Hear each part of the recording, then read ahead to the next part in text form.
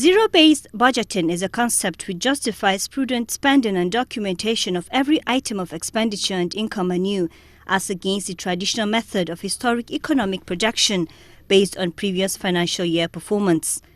It is an idea which Indaya Kubu, a former director of finance, says is timely, considering Nigeria's present economic situation. Because a lot of our budget process for several years has been expenditure-driven and not revenue-driven. We need to understand that projects should be properly articulated and justified.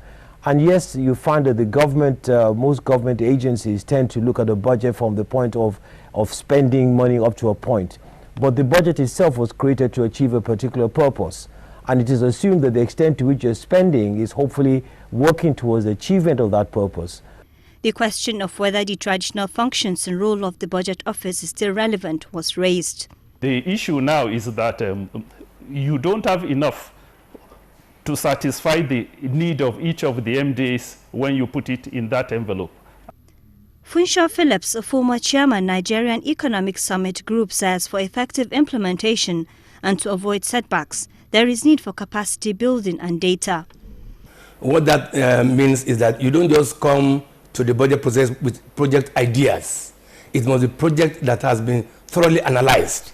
Our system as of now has not been geared to doing that, over time. The guests were of the view that the future of already existing projects was hanging in the balance. This is in addition to the role of state and local governments in the scheme of things. In Abuja, Amina Nushaim, NTA News.